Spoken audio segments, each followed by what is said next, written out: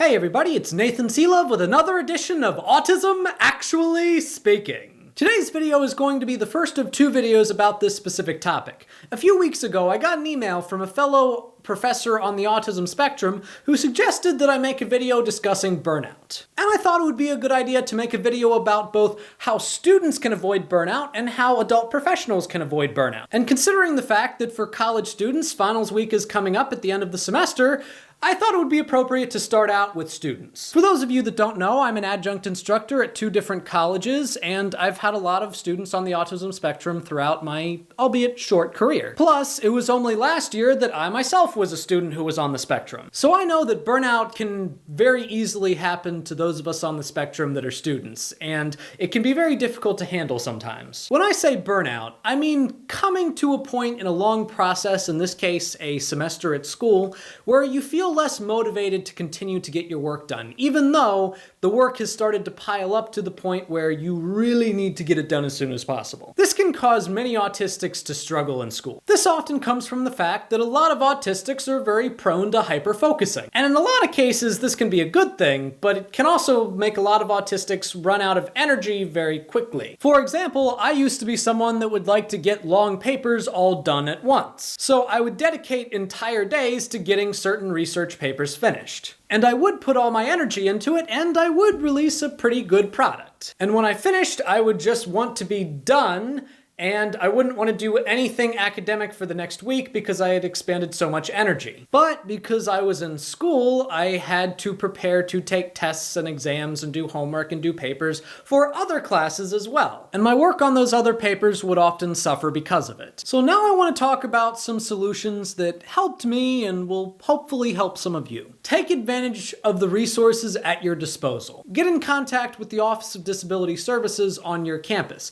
If you have a documented disability, which unfortunately for most Offices of Disability Services, the disability does need to be documented, they can help provide resources. For example, one way to prevent burnout is through adjustments in time management. When I contacted my Office of Disability Services to let them know that I was having issues with time management, they set me up with one of their employees who helped me create a week-by-week agenda and to-do list so that I could make sure that everything I needed to get done got done on certain days and by certain dates. She helped me calculate how much I would need to spend on each assignment every day so that I wouldn't overextend myself, but I would also make sure to get it done well before the date. And that was very helpful for me. But not everybody has access to the Office of Disability Services for one reason or another. Or maybe Disability Services doesn't have all of the things that you need. Another thing that you might look into is getting a tutor. The one-on-one tutoring always helped me quite a bit. I learned better when the education was a little bit more individualized. For example, when I was struggling in Spanish, I got a tutor.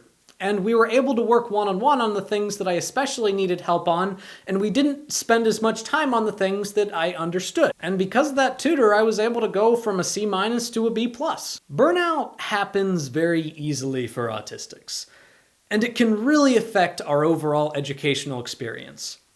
I know that it had some impacts on mine, but it doesn't need to ruin it. And we can find ways to fight against it. I hope that the ways that I've talked about can help you in your own life, but I'd also recommend and encourage other people to leave comments down below for how you fight against burnout. Also, for when I make the other video about this, specifically talking about adults and professionals fighting against burnout, I'd encourage some of you to go ahead and put a comment down below for things that I might talk about. So as you're approaching your finals week, I definitely recommend that you try to pace yourself. Understand your own limitations. Don't be afraid to ask for help, especially from your teachers. I can't tell you how many times I've encouraged students to come see me in office hours, and I can't tell you how many times a student's grade has improved as a direct result of that. Your professors are there to help you, and their office hours are there to give you some one-on-one time with them. So definitely take advantage of that too. And stay safe out there. Well, that's today's video. Thank you all for watching. If you liked this episode, please give it a like, a share, and if you haven't already, subscribe to my channel. Check out some of my other stuff. And if you want to support the channel in other ways, support me on Patreon. In the meantime, if you have any questions or topics you'd like addressed, please leave them in the comments below, or message me on my Facebook, also linked below. And remember, If you once wrote 3 research papers in one night, the night before they were due, you might be autistic.